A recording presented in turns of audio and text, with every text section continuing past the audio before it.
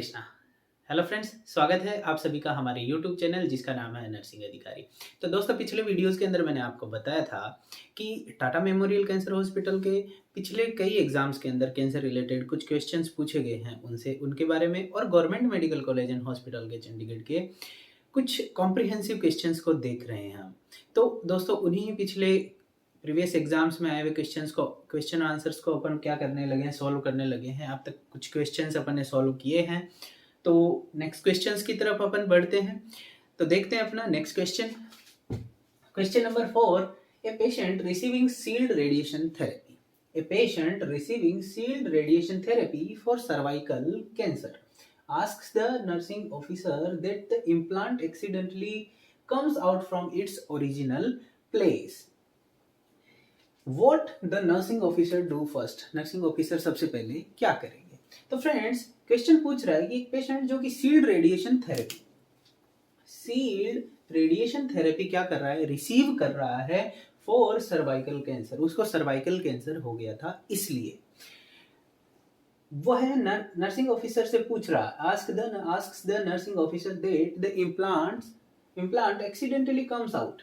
Problem क्या हुई है कि जो इम्प्लांट है, radiation therapy, sealed radiation therapy दे रहे हैं, तो सील्ड रेडिएशन इम्प्लांट जो उसकी सर्वाइकल कैंसर के लिए सर्वाइकल केनाल में रखा हुआ है, वह एक्सीडेंटली बाहर आ जाता है फ्रॉम इट्स ओरिजिनल प्लेस, जो इसकी ओरिजिनल प्लेस है वहां से। तो what should the nursing officer do first? Nursing officer क्या सबसे पहले करेगा? ठीक है, तो अपने पास जो ऑप्शंस हैं, number 1, cover the implant with heavy sheets. Implant को हेवी शीट्स के साथ कवर कर देगा और इन्फॉर्म टू द फिजिशियन को इन्फॉर्म करेगा।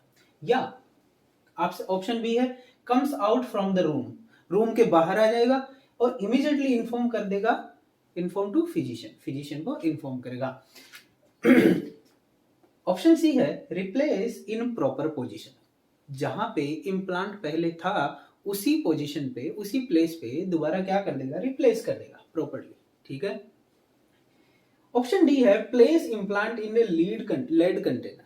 इम्प्लांट जो बाहर आ गया है उसको लेड कंटेनर के अंदर एक लॉन्ग हैंडल्ड चीटल फोर्सेप्स होती है, लॉन्ग हैंडल फोर्सेप्स होती है जिसके बहुत लंबे हैंडल होते हैं, उसकी सहायता से उठा के क्या करेगा, उसको लेड कंटेनर में डाल देगा और इन्फॉर्म टू द फिजिशियन, और फिजिशियन को इन्फॉर्म करेगा। ये अपने पास 4 ऑप्शंस हैं। तो दोस्तों, करना क्या पड़ेगा एक नर्सिंग ऑफिसर को? ये एग्जाम में बहुत बार आया हुआ क्वेश्चन है। करना क्या है, इसको समझने के लिए सबसे पहले आपको रेडिएशन थेरेपी जो कैंसर पेशेंट को दी जाती है उनके बारे में आपको पता होना चाहिए कि कैसे कैसे दी जा सकती है, और रेडिएशन थेरेपी से ये इसके अलावा और क्या क्या क्वेश्चंस बन सकते हैं। तो फ्रेंड्स, हम देखते हैं रेडिएशन थेरेपी पहले। ठीक है, तो रेडिएशन थेरेपी एक क्लाइंट को जब देते हैं, कैंसर के क्लाइंट को रेडिएशन थेरेपी देते हैं, देखिए ट्रीटमेंट मोडेलिटी एक कैंसर के क्लाइंट के लिए बहुत सारी होती है। कैंसर के क्लाइंट को बहुत तरीके से क्या दिया जा सकता है, ट्रीटमेंट दिया जा सकता है। रेडिएशन से दिया जा सकता है, कीमोथेरेपी से दिया जा सकता है, सर्जरी से दिया जा सकता है, बोन मेरो ट्रांसप्लांटेशन से दिया जा सकता है, हार्मोन्स से दिया जा सकता है, कुछ बायोलॉजिकल मॉड्यूलेटर्स होते हैं उनसे दिया जा सकता है। तो बहुत सारे वेज हैं एक क्लाइंट को ट्रीट करने के लिए, एक कैंसर वाले पेशेंट को।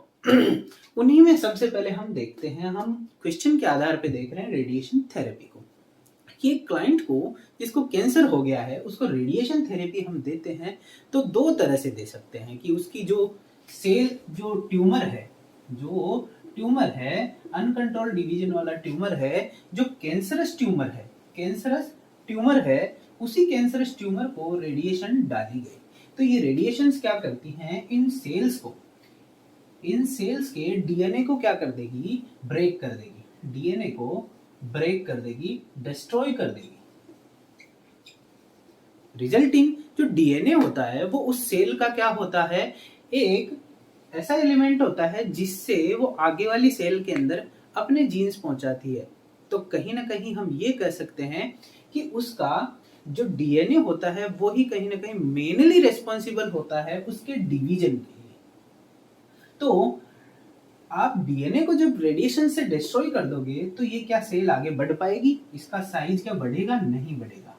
रिजल्टिंग ये सेल ये ट्यूमर वैसा का वैसा ही रह जाता है, आगे की तरफ ये बढ़ता नहीं है, इसकी ग्रोथ नहीं हो पाती है। तो ये काम करती है रेडिएशन थेरेपी, रिजल्टिंग आपका ट्यूमर का ग्रोथ रुक जाएगा और कैंसर के जो सिम्टम्स है वो कहीं ना कहीं धीरे धीरे सबसाइड हो जाते हैं।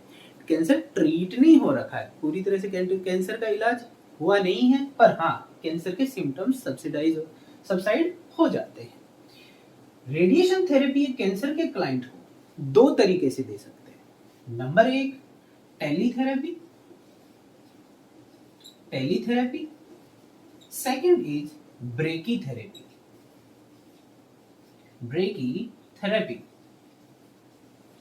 टेलीथेरेपी और ब्रेकीथेरेपी, जैसे कि नाम से ही पता है, टेली मतलब दूर से, जब रेडिएशन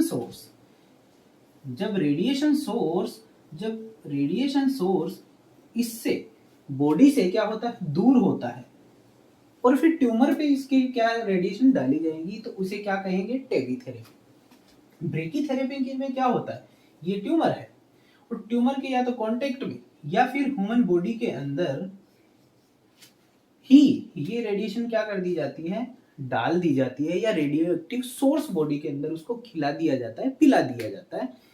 तो टच टू बॉडी होता है, रेडिएशन सोर्स क्या होता है, बॉडी के टच में रहता है, तो इसीलिए इसको क्या कह देते हैं, ब्रेकीथेरेपी। तो दो तरह की थेरेपीज होगी, टेलीथेरेपी और ब्रेकीथेरेपी। टेलीथेरेपी के अंदर कुछ कंसर्न्स होते हैं जो एग्जाम में बहुत बार पूछे जाते हैं, इसको हम नेक्स्ट क्वेश्चन के लिए रिजर्व रखते हैं कि हाँ टेलीथेरेपी में हम क्या करते हैं। देखिए बेसिकली टेलीथेरेपी के अंदर जो क्वेश्चन आते हैं वो आते हैं स्किन की मार्किंग से रिलेटेड, कि अगर मान लीजिए किसी क्लाइंट को क्या दिया जा रहा है, टेलीथेरेपी दी जा रही है, रेडिएशन से वो कैंसर को ट्रीट करवा रहा है, बॉडी में कहीं ना कहीं ट्यूमर हो गया है, तो वो टाइमली जाके रेडिएशन लेके आता है, तो उसके जिस एरिया पे उसको रेडिएशन डाली जाती है वहां पे स्किन पे कुछ ब्लैक कलर की मार्किंग्स होती है, उन मार्किंग्स से रिलेटेड क्वेश्चन पूछा जाता है, उस एरिया की स्किन केयर से रिलेटेड क्वेश्चंस पूछे जाते हैं। तो इसको हम नेक्स्ट क्वेश्चन के लिए रिजर्व करते हैं। अभी अपना जो क्वेश्चन है वो सर्वाइकल कैंसर के क्लाइंट के लिए है, तो वो ब्रेकीथेरेपी के अंडर अपन इसको स्टडी करते हैं। क्लाइंट को ब्रेकीथेरेपी जो होती है वो भी दो तरीके से दी जा सकती है, या तो जो रेडिएशन सोर्स है वो क्लाइंट की किसी बॉडी की किसी केविटी में रख दिया जाए, क्या कर दिया जाए, क्लाइंट की बॉडी के अंदर किसी सील्ड कंटेनर में डाल के उस रेडिएशन सोर्स को बॉडी के अंदर रख दिया जाए, या फिर उसको आईवी या ओरली उस रेडिएशन या रेडियो एक्टिव जो भी पदार्थ होता है उसको क्या कर दिया जाता है, उसको पिला दिया जाता है, या आईवी उसको दे दिया जाता है। तो दो तरह से दिया जा सकता है। जो जिसमें सील करके बॉडी की कैविटी के अंदर रख दिया जाता है उसे सील्ड रेडिएशन थेरेपी कहते हैं। क्या कहते हैं, सील्ड रेडिएशन थेरेपी। आईवी और ओरली जब पिलाते हैं तो क्या करते हैं कि जो रेडियो एक्टिव सोर्स होता है, तो रेडियो एक्टिव मटेरियल को घोल के सीधा पिला दिया जाता है। तो ऐसी सिचुएशन में वो कोई किसी प्रकार से सील्ड नहीं रहता है, उसको घोल के या आईवी दे दिया जाएगा या ओरली पिला दिया जाएगा। तो इस तरह से आप क्या देखते हैं, दो तरह से दिया जा सकता है। तो आईवी ओरली जो दिया जा रहा है वो या कैसा होता है, वो अनसील्ड होता है, उसको किसी प्रकार की सील्ड नहीं रखते हैं, उसको क्या किया जाता है, क्रश किया जाता है और घोल के ओरली दे दिया जाएगा, या फिर आईवी सॉल्यूशन के माध्यम से आईवी इंजेक्टिबल दे दिया जाता है। तो इस तरह से ब्रेकीथेरेपी दी जा सकती है। तो यहाँ पे जो क्वेश्चन आ रहा है अपना वो सील्ड रेडिएशन थेरेपी से आ रहा है। ये देखिए सील्ड रेडिएशन थेरेपी, इसमें क्या किया है कि सर्वाइकल कैंसर के पेशेंट को ये दिया गया है एक सील्ड रेडिएशन सोर्स उसकी सर्वाइकल केनाल के अंदर रखा हुआ है। तो मैंने आपको यही तो बताया, सील्ड रेडिएशन थेरेपी में जो रेडिएशन सोर्स होता है उसको सील्ड करके बॉडी की कैविटी में रख दिया गया है। तो यहाँ पे कहाँ रखा गया है, सर्वाइकल कैंसर के अंदर सर्वाइकल केनाल में रखा गया है। नर्सिंग ऑफिसर को क्या बता रहा है क्लाइंट बता रहा है कि इम्प्लांट एक्सीडेंटली बाहर आ गया है, तो इस सिचुएशन में क्या किया जाए। तो दोस्तों देखिए, जो सील्ड है रेडिएशन सोर्स वो क्या कर रहा है, रेडिएशंस तो इमिट कर रहा है, रेडिएशंस का वहां से क्या हो रहा है, रिलीज हो रही है, उत्सर्जन हो रहा है वहां से। तो वो क्या करता है, कहीं ना कहीं अगर मान लीजिए किसी एरिया में, अगर मान लीजिए ये सर्वाइकल केनाल है, सर्वाइकल केनाल पे यहाँ पे ट्यूमर है, और यहाँ पे आपने क्या रख दिया है, यहाँ पे रखा आपने सील्ड रेडिएशन सोर्स, तो कंटिन्यूस यहाँ पे रेडिएशंस लगती रहेगी, रिजल्टिंग इस ट्यूमर का डिस्ट्रक्शन हो जाएगा। परंतु मान लीजिए अगर ये बाहर आ जाता है, तो बाहर आने में क्या होएगा, ये रेडिएशन सोर्स बाहर आते ही, तो बाहर आने के बाद भी ये रेडिएशंस क्या करेगा, इमिट करेगा, जो कि बहुत हेजार्डस है। बॉडी पे जहाँ पे रेडिएशंस लगनी चाहिए, जिस ट्यूमर पे ये लगनी चाहिए, जिस एरिया पे ये रेडिएशंस लगनी चाहिए, वहां नहीं लग रही, पूरी बॉडी को क्या कर रही है, ये एक्सपोज कर रही है। तो ऐसी सिचुएशन के अंदर क्या होता है कि आपको बॉडी के अदर ऑर्गन्स को एक्सपोजर से बचाना होता है, क्योंकि इससे बॉडी की अदर जो सेल्स होती है वो भी क्या हो जाती है, डिस्ट्रॉय होने लग जाती है। बॉडी की अदर जो इमेच्योर और डेवलपिंग सेल्स हैं वो भी क्या होने लग जाती है, नष्ट होने लग जाती है। तो ऐसी सिचुएशन में इसको क्या किया जाता है, इसको नर्स क्या करेगी, जो नर्सिंग ऑफिसर है उसको क्या कहना होता है वो बताता है। तो नर्सिंग ऑफिसर को क्या करना होता है, यही हमारा क्वेश्चन बता रहा है, यही हमारा क्वेश्चन पूछ रहा है। तो ऑप्शन नंबर 1 दे दिया गया कि cover the implant with heavy sheets, heavy sheets से उस इम्प्लांट को दबा दो और इन्फॉर्म टू फिजिशियन, और फिजिशियन को इन्फॉर्म कर दो। तो दोस्तों क्या ऐसा हो सकता है कि वो कपड़ों के पार रेडिएशंस नहीं जाती हो, जाती है। तो हमारा ये ऑप्शन हो गया wrong. Second option, comes out from the room immediately, immediately room के बाहर आ जाओ और इन्फॉर्म टू फिजिशियन। दोस्तों यहाँ पे नर्स ने खुद को तो प्रिवेंट कर लिया, पर पेशेंट सेफ्टी यहाँ पे क्या हो गई है, यहाँ पे पेशेंट की सेफ्टी ब्रीच हो गई है, रिजल्टिंग यहाँ पे पेशेंट की हार्म को तो आपने बढ़ा दिया पर खुद की हार्मनेस को रोक लिया। तो ऐसा नहीं होना चाहिए, इससे पेशेंट सेफ्टी ब्रीच नर्स को माल प्रैक्टिस की तरफ ले जाता है। थर्ड ऑप्शन, तो ये ऑप्शन भी हमारा हो गया रॉन्ग, ये नहीं होगा answer. Third, replace in proper position, नहीं, ये फिजिशियन के द्वारा ही प्रॉपर्ली प्लेस किया जाता है। तो ये रेडिएशन थेरेपी जो दे रहा है वही रेडियोथेरेपी डिपार्टमेंट के जो पर्सनल होते हैं वही इसको प्लेस करते हैं, नर्सिंग पर्सनल का इससे कोई रिलेशन नहीं होता प्लेसमेंट से रिलेटेड। क्वेश्चन का ऑप्शन नंबर 3 वो भी रॉन्ग हो गया। ऑप्शन 4, प्लेस इम्प्लांट इन ए लेड कंटेनर, लेड कंटेनर के अंदर इम्प्लांट को क्या करेंगे, प्लेस करेंगे। तो आपको पता है कि जो लेड कंटेनर होता है उससे रेडिएशंस बाहर नहीं जाती है, तभी तो याद रखिए एक्सरे करने वाले सभी लोग लेड एप्रन क्यों पहनते हैं, क्योंकि उस एक्सरे लेड एप्रन के अंदर की तरफ क्रॉस करके नहीं आती है, जिससे बॉडी को क्या कर लेते हैं, अपन प्रिवेंट कर लेते हैं, बचा लेते हैं एक्सपोजर से। तो ऑप्शन डी कह रहा है प्लेस इम्प्लांट इन लेड कंटेनर, लेड कंटेनर के अंदर उस इम्प्लांट को रख देगी यूजिंग लॉन्ग हैंडल्ड फोर्सेप। याद रखिए लॉन्ग हैंडल्ड क्यों, क्योंकि जितना दूर वो रेडिएशन सोर्स रहेगा उतना ही बॉडी को एक्सपोजर का कम खतरा होता है। तो जितना लंबा हैंडल होएगा उसी इतने ही लंबे हैंडल से उसको उठाएंगे और उसको लेड कंटेनर में डाल देंगे। तो यहाँ पे दूसरा हमारा सेफ्टी मेजर क्या आ गया, लॉन्ग हैंडल्ड फोर्सेप, ठीक है, लेड कंटेनर में डाल देंगे and inform to physician, physician को इन्फॉर्म कर देंगे। तो ऑप्शन ये हमारा सही होता है, क्यों, क्योंकि इससे हमने पेशेंट को भी हार्म से बचाया है और खुद को भी बचाया है। तो ऑप्शन हमारा डी है राइट। तो यहाँ पे दोस्तों आपको पता चला है कि किस तरह से रेडिएशन थेरेपी देते हैं, और रेडिएशन थेरेपी देते टाइम क्या ध्यान रखना होता है। ब्रेकी थेरेपी में मैंने आपको बताया कि सील्ड रेडिएशन थेरेपी में ये कुछ कंसर्न्स होते हैं जो हमें ध्यान रखते होते हैं। टेलीथेरेपी का क्वेश्चन नेक्स्ट हम देखेंगे। इससे पहले हम सील्ड रेडिएशन थेरेपी के अंदर और क्या क्या कंसर्न हो सकते हैं जो कि एग्जाम में पूछे जा सकते हैं, हम उनके बारे में भी थोड़ा देखते हैं। तो हम देखते हैं नेक्स्ट कि सील्ड रेडिएशन थेरेपी के अंदर क्या नर्सिंग कंसर्न्स हमारे पास हो सकते हैं। सील्ड रेडिएशन थेरेपी एक क्लाइंट क्या कर रहा है, रिसीव कर रहा है।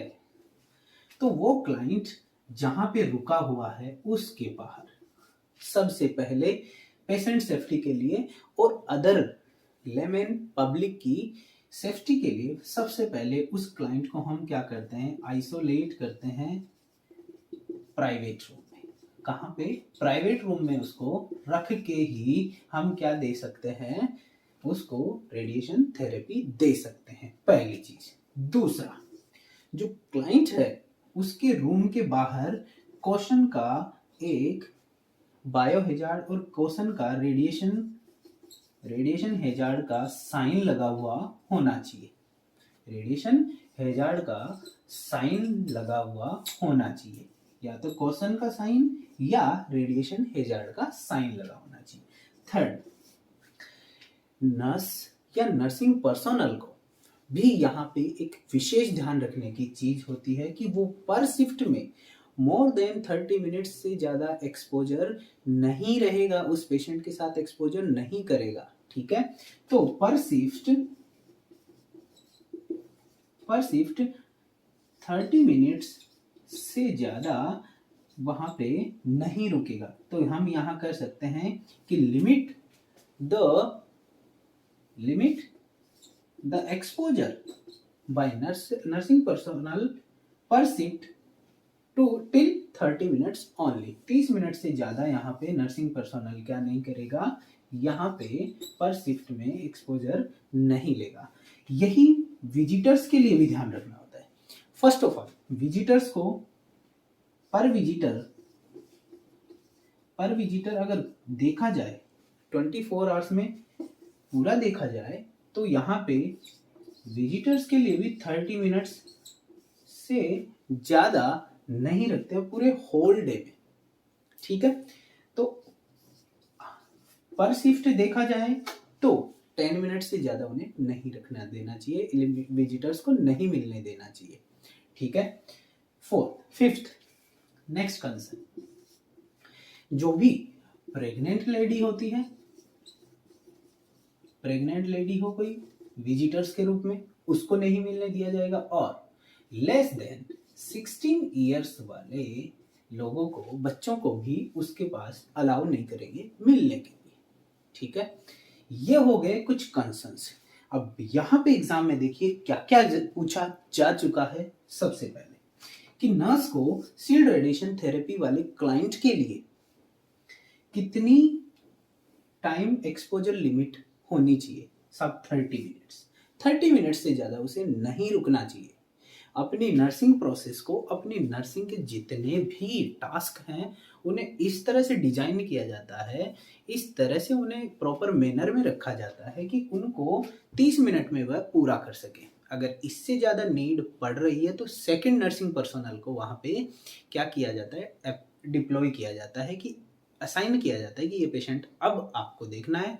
ठीक है, तो यहाँ पे ये क्वेश्चन बहुत बार पूछा गया है। सेकेंड, प्रेग्नेंट लेडीज और लेस देन 16 इयर्स के जो बच्चे होते हैं उनको यहाँ पे अलाउ नहीं किया जाता है उस क्लाइंट से मिलने के लिए। एक बहुत ही इंपॉर्टेंट कंसर्न जो आपको एग्जाम में डीजीएचएस के अंदर पूछा हुआ है, डीजीएचएस जो 2015 की जो एग्जाम थी उसमें पूछा गया है कि एक क्लाइंट जिसने शील्ड रेडिएशन थेरेपी ली है, क्या ली है, शील्ड रेडिएशन थेरेपी ली है, वो कब सेक्सुअल एक्टिविटीज रिज्यूम कर सकता है।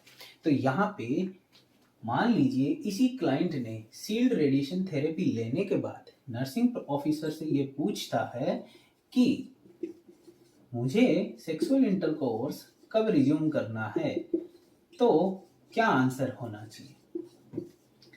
तो दोस्तों यहाँ पे आंसर होता है आफ्टर ए वीक, आफ्टर 1 वीक, मीन्स 7 to 10 डेज के बाद इसको रिज्यूम करने के लिए अलाउ करते हैं। इससे पहले इसको सेक्सुअल एक्टिविटीज अलाउ नहीं करते हैं।